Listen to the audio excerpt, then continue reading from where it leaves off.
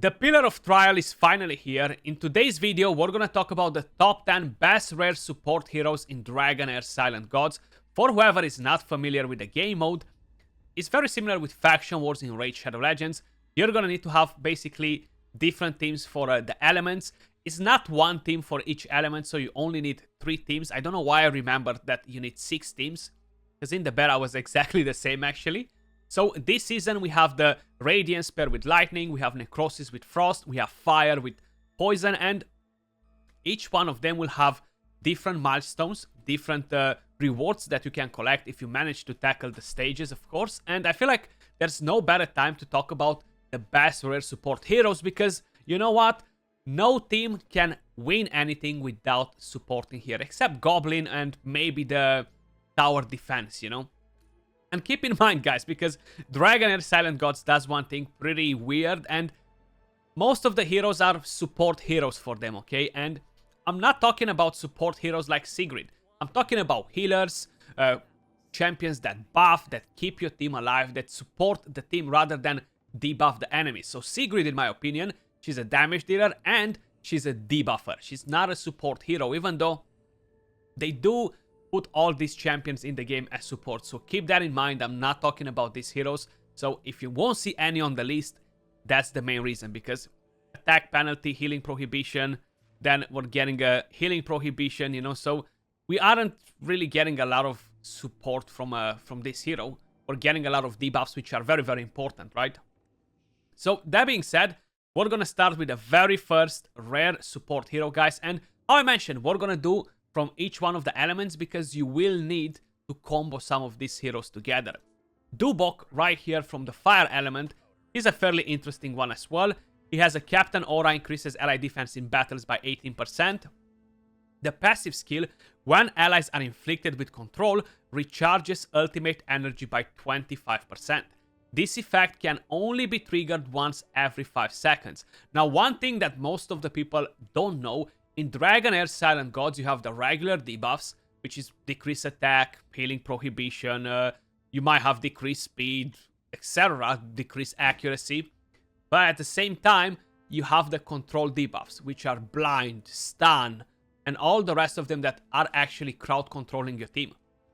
There are not many heroes in the game that can help you with the crowd control debuffs, okay? This rare hero right here is one of the very few that can do it. So you may see the passive is actually pretty interesting. The battle skill deals 300% fire damage to the enemy with a 50% chance of inflicting stun. So this right here is more of a crowd control skill, a debuff.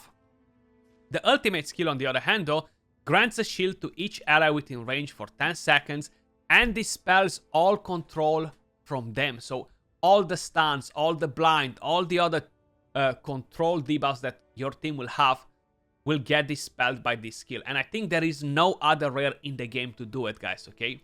Which is definitely pretty damn interesting. You know, you will need this. You're gonna encounter a lot of control heroes in the game, you know?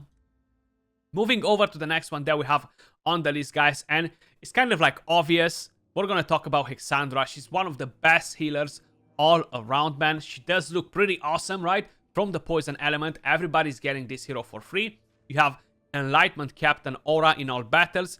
That helps her to heal a bit more with the A2 and or the battle skill, and helps other heroes to deal more damage, derivative damage, if they require Enlightenment. The battle skill heals an ally and dispels 1 debuff from them, which is definitely pretty good. You're getting attack and Enlightenment. Now, she dispels 1 debuff. This doesn't include the crowd control debuffs that we just covered before. So she can dispel decreased defense, she can dispel decreased attack, etc., but not stun or other things like that, you know. The ultimate skill heals allies within range, and that is by 20% of the target's max HP. And the cooldown is fairly decent on the skill, you know. It's not the most insane one, but it's definitely pretty interesting. The next hero that we have on the list, guys, is gonna be Vanny, and she's a pretty good support for the Dauntless heroes. With the passive, every 3 basic attacks will deal additional damage. With the battle skill, gains 30% attack up for 5 seconds and deals lightning damage to enemies. With the ultimate skill, grants attack speed up to to all Dauntless allies for 10 seconds. So attack speed by 50%, the bigger version. And guys, Dauntless heroes will use the basic skill very often. Most of their skills count as basic attacks, so having a high attack speed on them will enable them to use their basic skills very, very often and spray a lot of damage. That's kind of how the Dauntless heroes work. So she's a pretty good support hero for the Dauntless heroes. Moving over to the next one that we have on the list, guys. And of course, it's going to be no one else but Anna. What a rock star in so much content, man. Again, from the lightning support, and with the passive restores HP when taking damage that exceeds 25% of the hero's max HP. With the battle skill, grants hit recovery to an ally for 10 seconds. Now, it's not the strongest form of healing whatsoever, but it's a fairly decent help to have on the side. What she's really known for is this ultimate skill right here. Grants recovery over time to all allies for 10 seconds and dispels one debuff from them. So she's a cleanser, guys. There are not many cleansers in the game, actually, and she's doing an amazing job at cleansing the team. 100% a very solid rare champion, and you will need her regardless where you are in the game. Moving over to the next one is gonna be Garana. Again, another one from the lightning element, and she has a captain aura, defense in dungeons by 24%.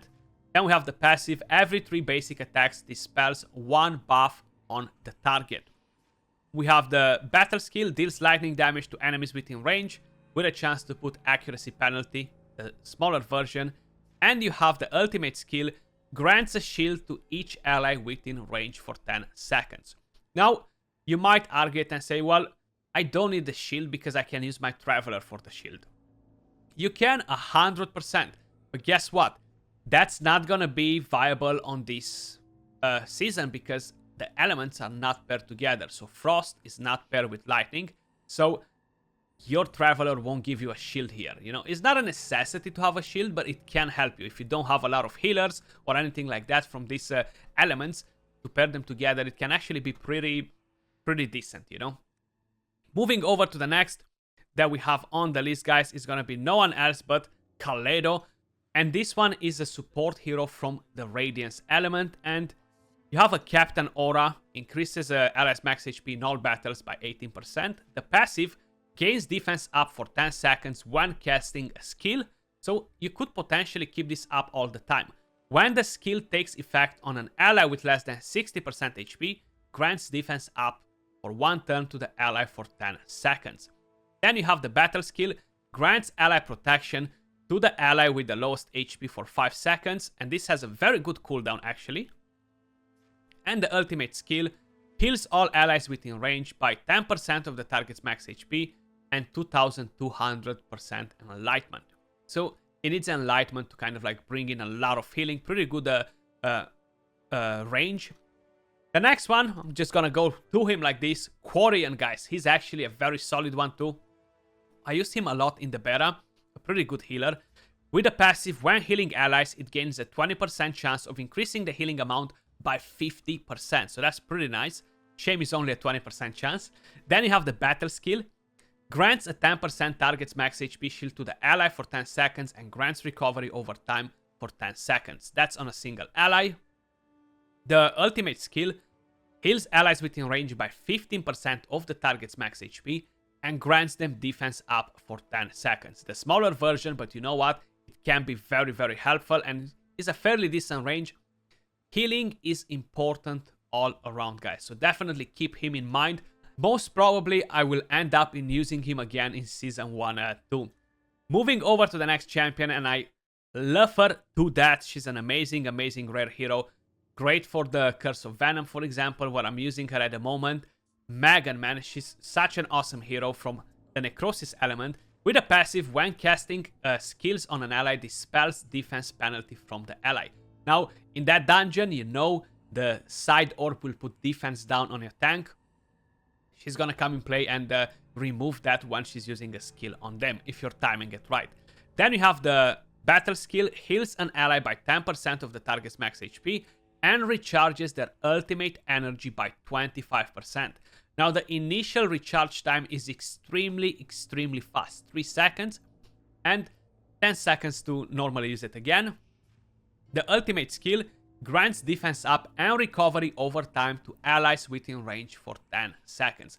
Now this is a support skill, guys. This means to support the team rather than debuff the enemy. So that's why I'm like, I know most of the games, like, they are putting them like support, but I feel like they do need to kind of like have their own group, man, because for some people it might be confusing, you know? Moving over to the next one, guys, is gonna be Feats. A super awesome rare champion. He's a hidden gem, actually, and he's from the Necrosis element. With a passive skill, more debuffs inflicted, less damage taken. And you're probably wondering, what? Why is that a thing? Well, you're gonna find out in a second. The battle skill randomly dispels one debuff from the hero and gains defense up for 5 seconds. The complete recharge time is gonna be 8 seconds, which is very nice. The initial recharge time is 3 seconds, which is pretty short straight into the fight. And the ultimate skill, guys, covers the entire area, gains 10% max HP, and transfers all allied debuffs to the hero. Each successful transfer grants additional healing to the hero. So he can actually do a bit of tanking, and at the same time, he can cleanse all your team, offer the team support, put all the debuffs on himself, and then slowly cleanse them one by one with the battle skill, you know, and he's gaining some healing as well. Awesome, awesome champion. Great for a lot of content, guys, where you're getting debuffed a lot, so keep him in mind 100%. And the next hero that we have on the list, guys, and this time around is not a rare hero. It's not a rare hero. We're talking about Meredith. She is a common, and you know what? She's one of the best healers in the game. I know. It sounds crazy, but it's true. So, she's from the Radiance element. They do have quite a few good healers. Healing from the hero increases by 10%. That's the passive. The battle skill heals an ally by 20% of the target's max HP. And then you have the ultimate skill, heals allies within range by 25% of the target's max HP. So a lot of healing from this hero. True, the cooldown is not as great because it's 24 seconds. You can't skill the hero, you know, you cannot use tomes on it. But honestly, she is doing an amazing job in quite a few areas of the game. Guys, that is my top 10 best rare and one common support heroes in Dragonheir Silent Gods. Let me know your thoughts in the comments down below. I am planning to make one for debuffers separately, and I know some of them will be named support in game, but I don't see them as support. This is what support means, to support your team with healing, with buffs, with increased defense, with continuous heal, with crazy things like this, you know? That was all for this video. Appreciate every single one of you guys watching, and I'll catch you all soon in the next video. Peace.